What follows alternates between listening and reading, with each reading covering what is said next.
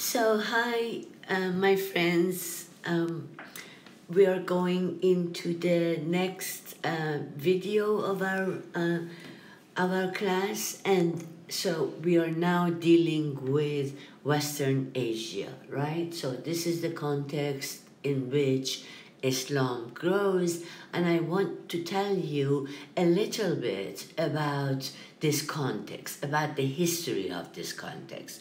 So what I want you to do, I'm not going to go over this with you because it's going to take a long time, but this timeline that I have for you, right, that covers Mesopotamia, Egypt, Iran, and Anatolia, right, basically from 4th millennium BC, and it goes more to 7th century. It says AD here, but we'll have to change that to CE, right? Common Era. Um, but this is basically the major points of the chronology of Western Asia, right? For millennia that I have given you. And I want you to just please, just look at them, put the computer in front of you, and on over whichever that you go to Ubaid period, for instance, in Mesopotamia. Just go and check the Ubaid period and see what is going on in Egypt, Iran, Anatolia. I mean, just check it around a little bit, okay, my friends? This is your world, I mean, part of your world history in a nutshell, right? So it would be very nice if you could at least acquaint yourself with it, right? Because this is your history as well as anyone else's history. This is part of world historical heritage of you personally, right, my friends? So, okay, so let's start. I just want you to know this chronology a little bit to get acquainted with it, and also, you can take my class of Introduction to World Civilization, although it's under Western Civilization. Again, another bad usage of a term, Western civilization. Anyway, you could take that class and know about a good bit of what is happening in this timeline of Western Asia from me. Okay, but for the time being, right, I want us to just keep in mind this broad chronology.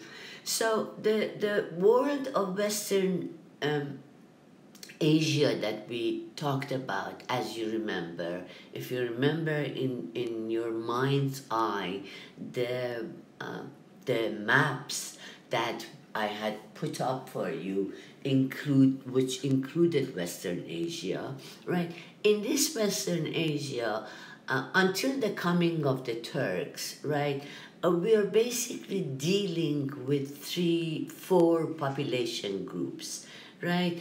On the quote-unquote Western side, which is not exactly West, is very much closer to Western Asia, is the Hellenic period, right? The Greeks, right? That goes from 500 to 338 BC. So I want you to keep in, okay, so there are at least 4 group of people. There are the Greeks, there are the Romans, which become the Byzantines, and we're going to talk about that. Then there are Iranians, the Achaemenids, the Parthians, and the Sasanians, right? There's a duplicate here, forgive me. And the Sasanian Empire, at the end of which Arabs come as a major world power, begin to appear as a major world power. So, Greeks, Romans, Iranians of all different sort of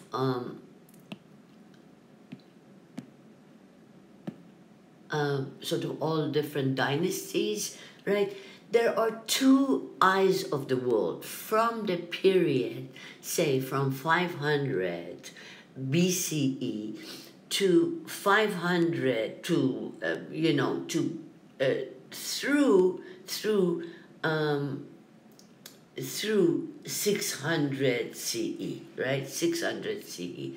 And these two eyes of the world have to do with the Greco-Roman world and the Iranian world. There were two major powers in Western Asia, my friends, who were corresponding with each other, who were fighting with each other, who were borrowing with each other from each other, right? And these people were the people of Western Asia, and they included from the very beginning the Arabs, as we shall see.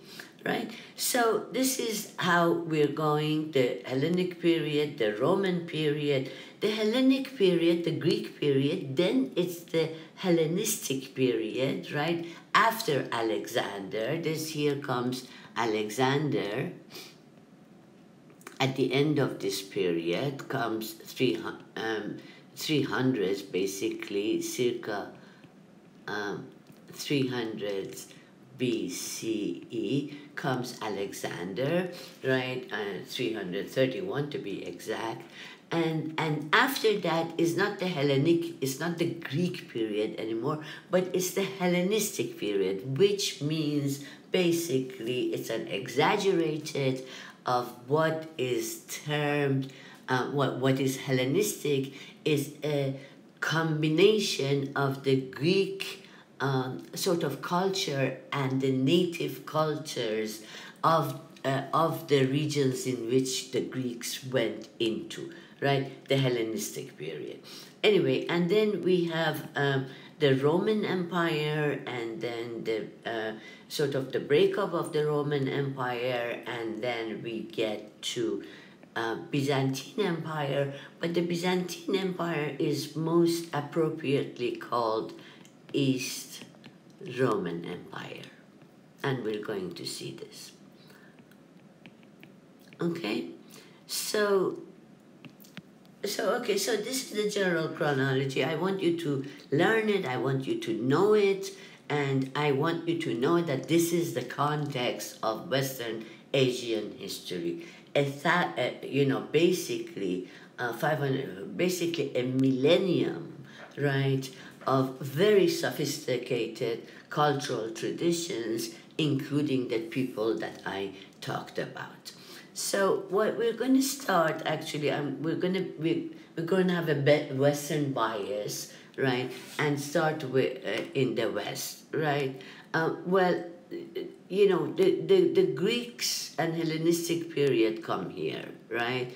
When the Greeks were around, the Achaemenids were, and we will go a little bit into it, the Achaemenids had a major, they had established the first world empire of its kind. And they ruled this world, basically most of Western Asia, as well as Egypt, right, for 200 years, right?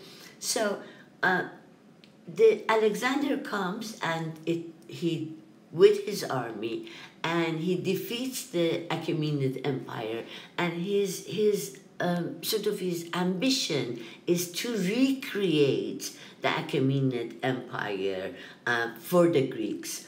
So that becomes the Hellenistic Empire. So Alexander goes through, his major conquests, which are very, for the most part, are ephemeral. They come and go, right? But Alexander comes, and for one thing, it destroys the Achaemenid Empire. What we have in the Hellenistic period, right, is the rise of dynasties that were created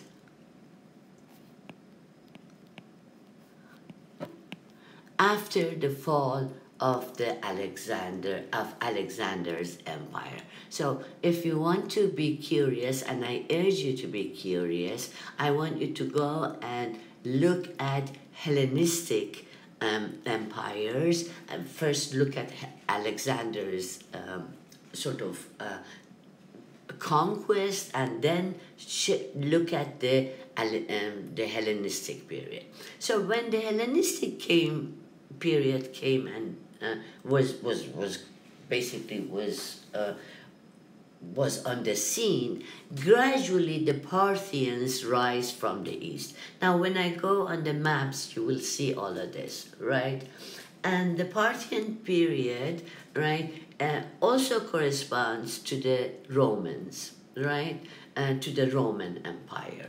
So the Parthian Empire and the Roman Empire. So you see, you know, that you have the Greeks, and then you have the Achaemenid Empire. You have the Hellenistic, say, Seleucid Empire, and then you have the Parthian period.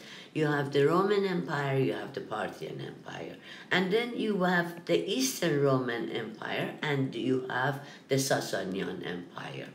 At the end of this world, at actually 651, which is the end of Sasanian Empire, and we'll get to the Byzantines later, right?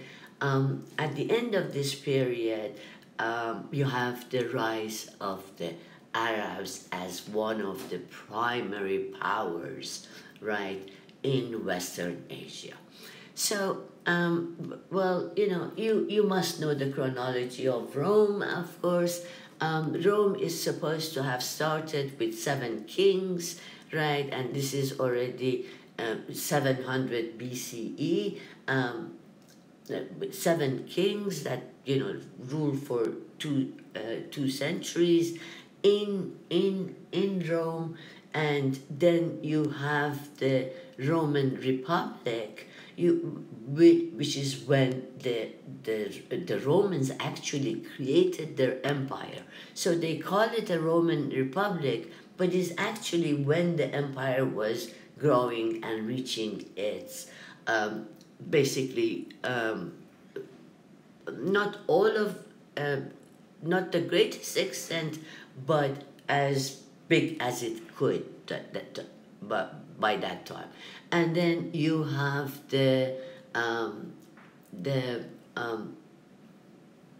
you have the Roman Empire.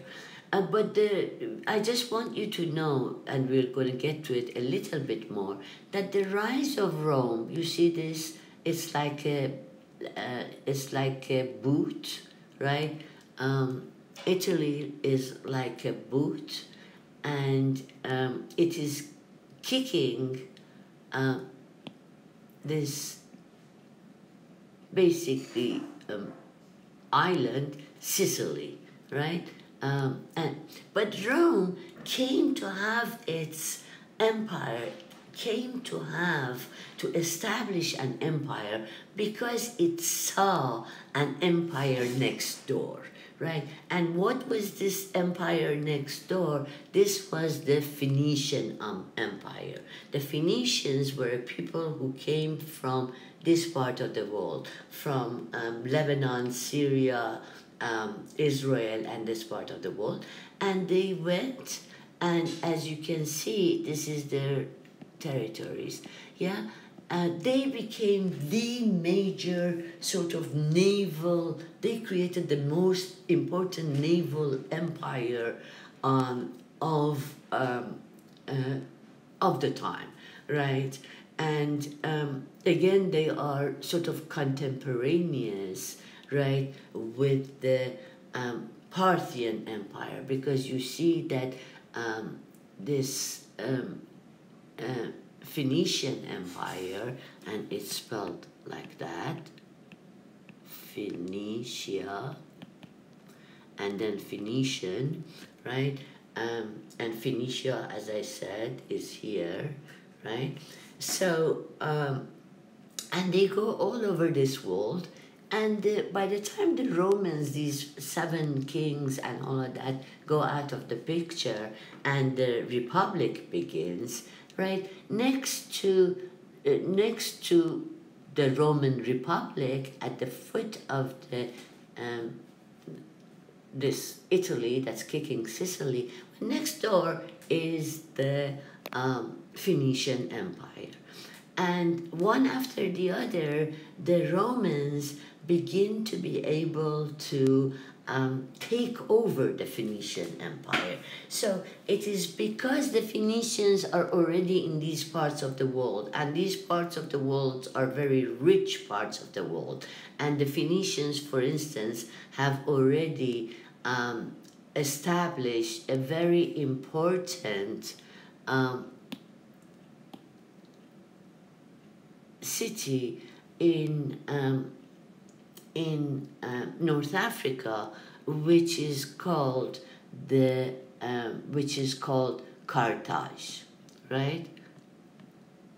Carthage. And if you look at Carthage, if you see look up videos of Carthage, you see what a naval power they were, and how powerful, in fact, they were.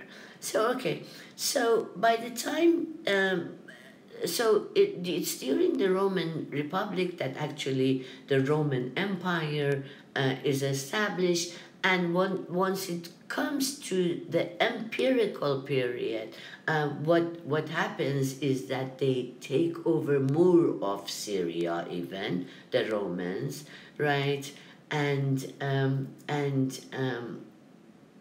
they make forays into other parts of the world, including Egypt, right? So, on the other side of the globe, right, are the Chinese. And as I told you, the riches of the world lay in the East, right? The spices came from there, the incense came from there, the silk came from there, quite a bit of riches, much more than the Roman Empire had to offer, actually, right? If you want to look into this, you can look into this and figure out whether I am telling you the correct thing or not, right? But the Roman Empire, the riches of the Roman Empire were coming from the East.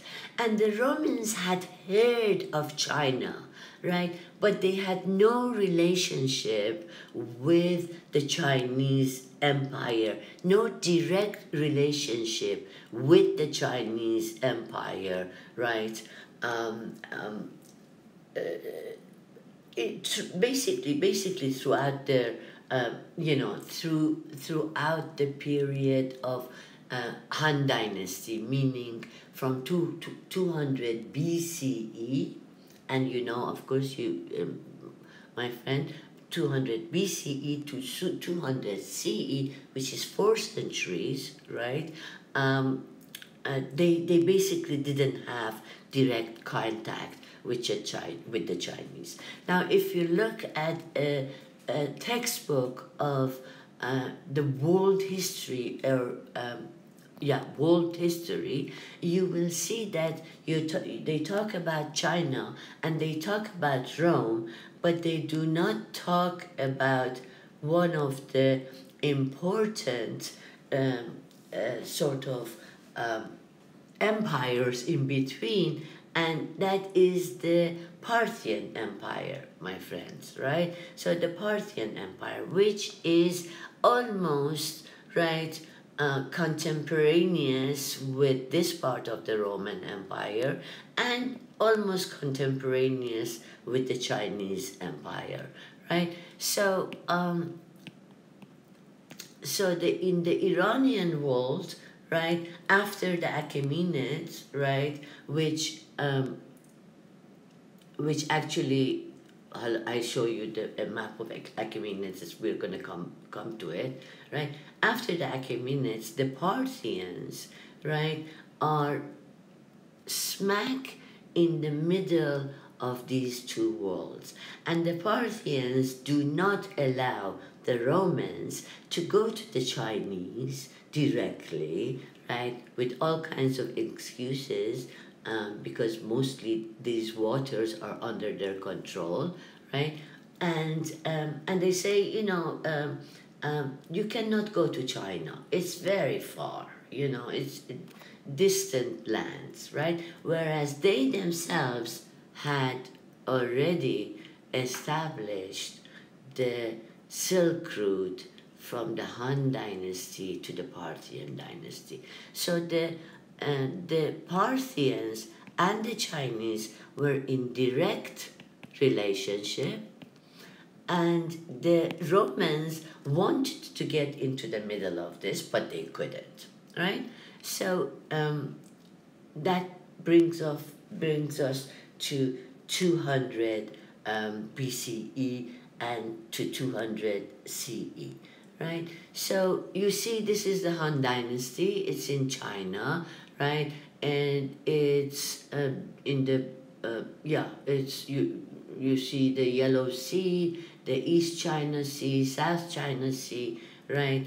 And here you see the Parthian Empire, right? And imagine Rome, and to the east of Parthia lies the Han Dynasty, and this is the Roman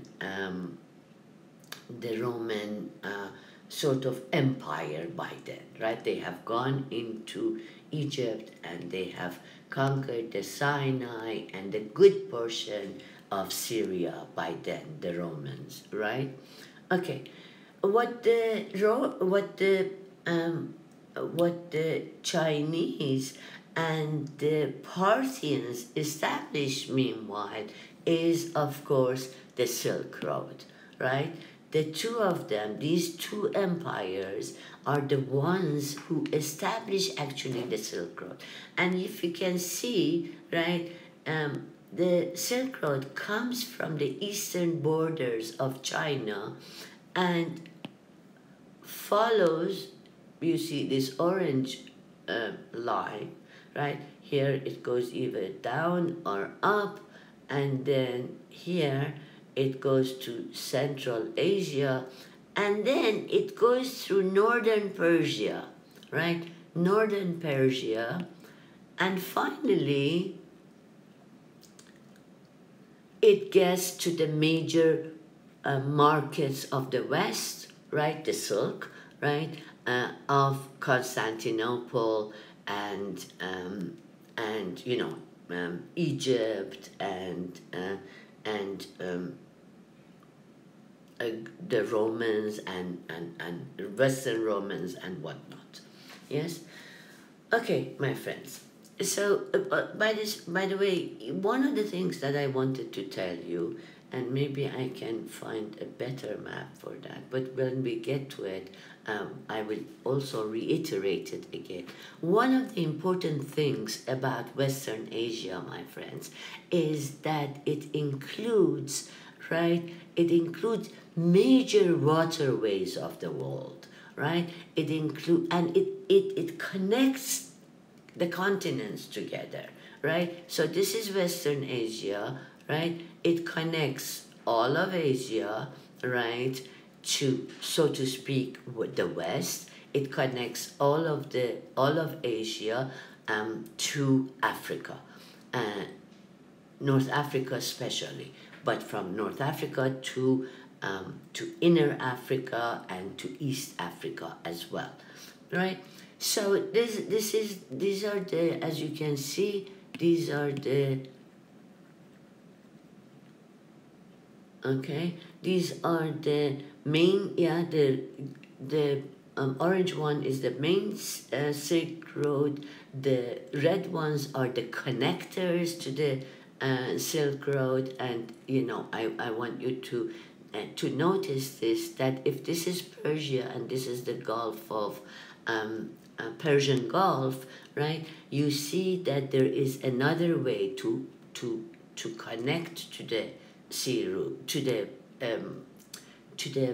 Silk Road, my friends, and that is basically, you cannot see it properly here, but this does not go that way. It goes through a little bit less, a little bit more to the south, and then it goes to the Kabul, and here is Herat regions, and then from this part, which is very mountainous, it connects to the to China, right? So one of the earliest ways through the land that you could have connected, Western Asia to East Asia is also to have gone through southern Iran, right? And then to what is now called Afghanistan, right? And then to Tajikistan and what is here is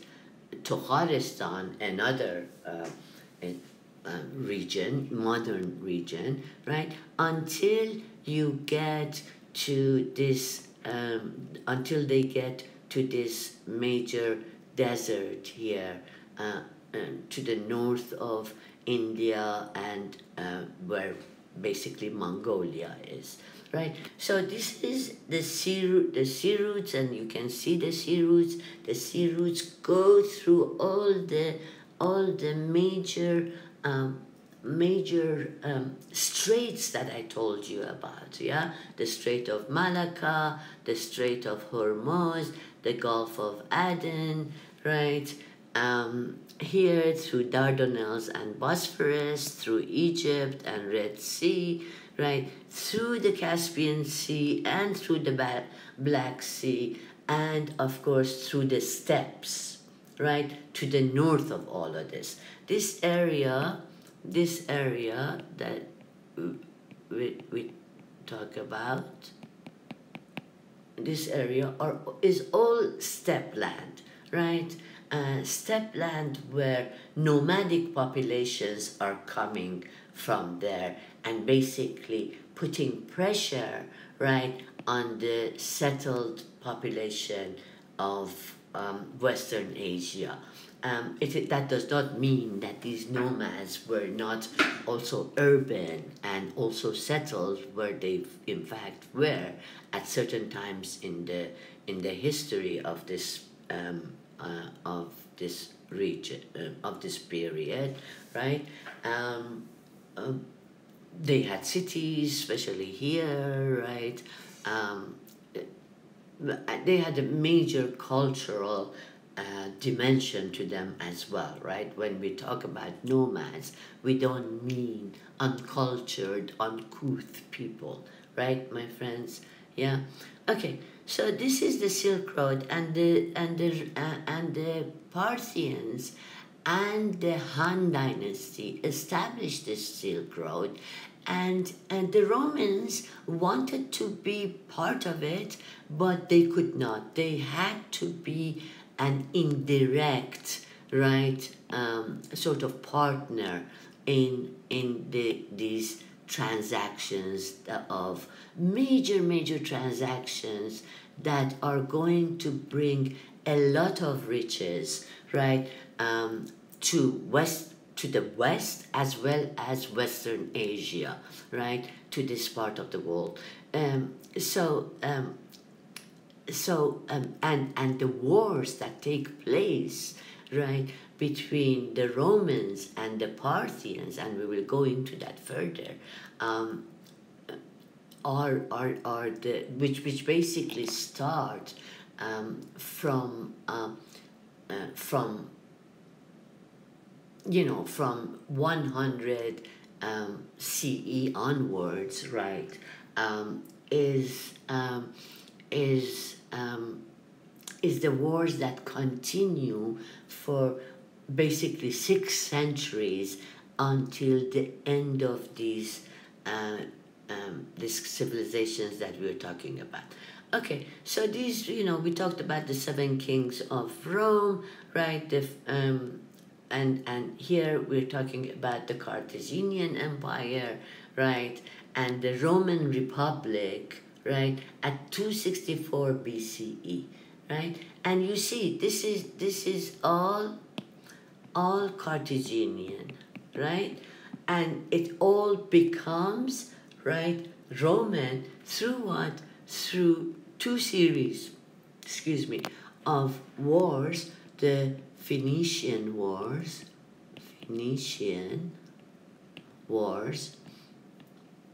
or Punic Wars, right? Yeah, that basically begin from this period onward, right? Until the Romans become the Roman Republic, right? And they take over all of Phoenician lands, right? And their capital and whatnot. I mean, the Carthage, right?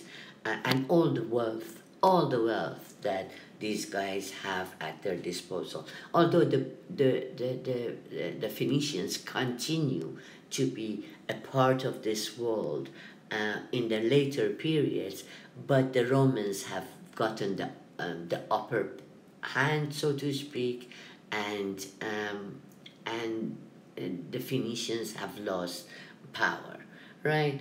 So, and here again is the expansion of the Roman Republic, which began slowly, as I told you, and reached a peak in the 3rd and 2nd centuries BCE. So 3rd century BCE, right, 200 BCE, that's 3rd century, right, we know now, and 2nd century BCE is 100 BCE, right? So between 200 and 100 BCE, right, the Romans are taking over Phoenician lands, right? And again, you see here, this is the Second Punic War, and it takes place in 218 BCE, and here we are even at the Second Punic War. The Romans have not yet taken over the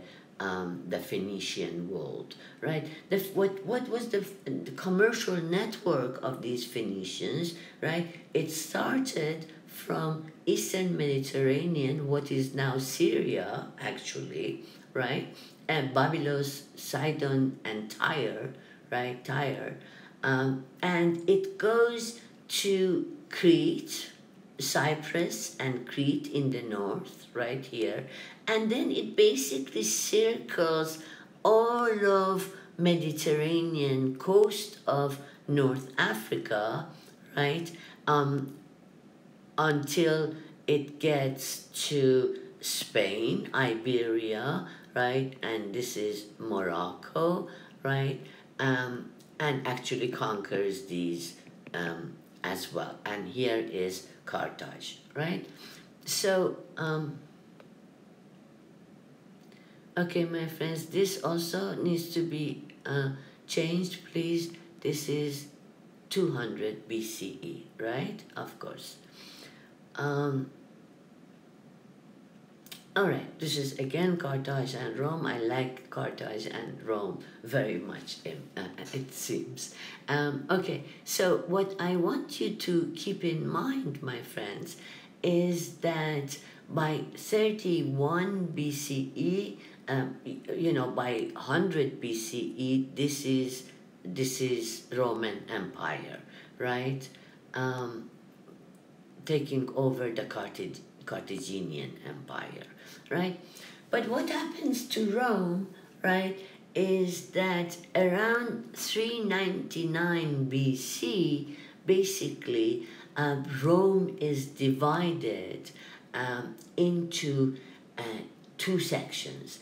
One is the Western Roman Empire, and the other one is the Eastern Roman Empire, right? And the capital of the Eastern Roman Empire, right, becomes Byzantium, right, which is from the Greek name of the city, Byzantium, right, and the capital of the western part for a while remains Rome. So now here we are dealing with two the Roman Empire has dissolved basically, and what happens, yeah, the Western Roman Empire starts getting attacked by the Germanic invasions.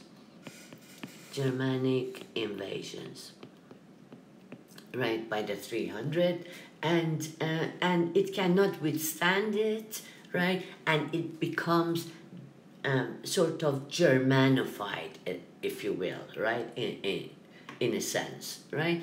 But the Eastern Rome and you know, from the Western Roman Empire, because of the wars, because of basically the havoc that is taking place as a result of the coming of the Germanic forces, learning goes sideways, you know, culture goes sideways, and you still need a period of synthesis of the new cultural elements that the Germanic tribes are bringing together with the Romanizations of these parts of the world, and these parts of the world already themselves had a culture of their own, obviously. So you see that the peoples are coming together, and as usual in the world, right, are mixing together and creating new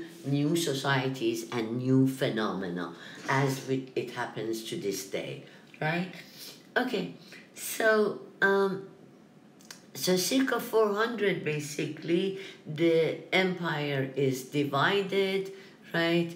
And this is the way the empire is divided. If you go into it and look at it, the different provinces are going to different quote-unquote emperors, right? And these are emperors that are ruling simultaneously in various parts of basically this disintegrated Roman Empire. Disintegrated in the West, but not in the East, right?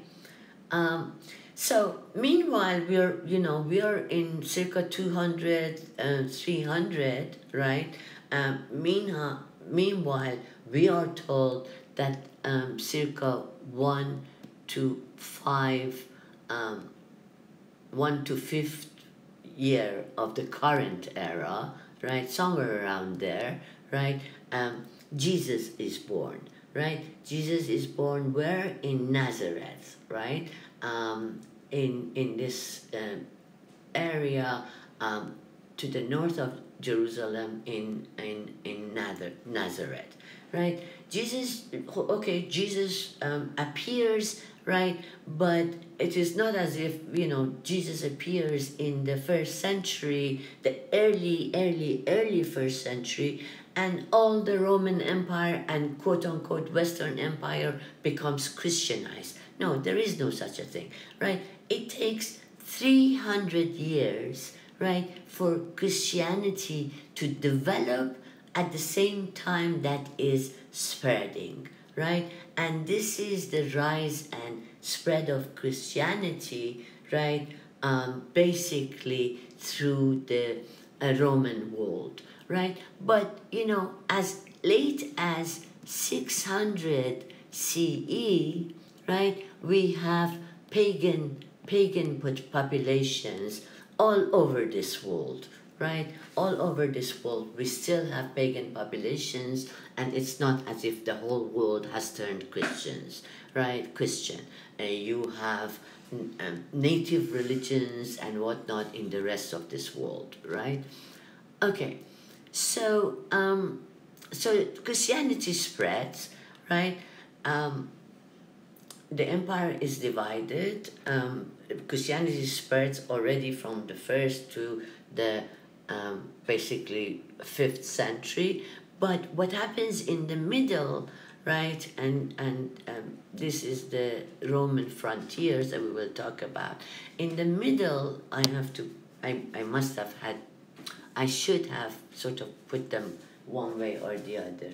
Okay, so my friends, so Constantine comes and who rules in 306-337, he says that he has a vision in one of his dreams where a cross appears to him. Some say, a cross appears, appears to him, and he decides to sort of become a Christian, and then he promulgates, right? Promulgates a Christian tradition, right? It says, that then is when they start looking down, the Byzantine Empire, looking down on the pagan traditions. Which were pagan traditions? The Roman pagan traditions, right? The traditions of Aristotle, the philosophers, the scientists, and all of these, because these were pagan sciences, right? There was not enough attention put to them, right? So then, Constantine also makes the Hagia Sophia, right? And this is the sort of mosaic that is created in one part of the Hagia Sophia, right? Circa 1000 BCE. Yeah? Okay. But nevertheless, in this part of the world, in the Byzantine world, people remained more educated. Education, what was education? Education was in Greek still, right? Education was still in Greek. So what happens in the the Byzantine, the Eastern Roman Empire, is the acculturation of the Greco-Roman cultural tradition. They make a synthesis. Learning is Greek, law is Roman, right? And so on and so forth. So the Germanic migrations that I told you basically they start from 100 BCE, right? But they gain momentum around, CE, gain momentum around 300 CE, and you see, the Huns come, and, there's a major fight in 451 in France. The Visigoths come to Spain. The Vandals even come all the way to Carthage, right? Ostrogoths even threaten Constantinople, and here, right? Ostrogoths, and so on and so forth. And this is what you call the Germanic invasions, right? So once the empire is divided, the capital of the Eastern Roman Empire, and they didn't call themselves Byzantium. The coinage of Byzantine, the term Byzantine, starts basically in the 14th century, 15th century Europe, right? And it had a pejorative meaning, because by that time they were claiming to be Roman emperors, right, in Italy, in Germany, and whatnot, and they were Roman Catholic and not Greek Orthodox, right, as they were in the Eastern Roman Empire, with schisms that we will be talking about, right? So we come here to the 6th century, and the empire has been divided prior to this, but the Eastern Romans get a very, very able emperor, and his name is Justinian, and he starts the reconquest of North Africa, and he basically re-establishes the Roman Empire, and here becomes once again in the 6th century the previous Roman Empire is established by Justinian, but it is very short term, and we will see what happens to it, right? So that is as far as the Roman Empire is concerned, my friends. Eastern Roman Empire is concerned. I will stop here, right? We have seen part of the Western Asian world. We have seen how the Roman world, right, is divided between the East and the West Roman world. We have not much to talk about the Western Roman world anymore, right? But we will be concentrating on the Eastern Roman world and Byzantium from the time of Justinian onwards. So until the next session, I bid you farewell, my friends, and I'll talk to you in the next session. I hope you enjoyed this video and this class, my friends. I'll talk to you soon. Okay.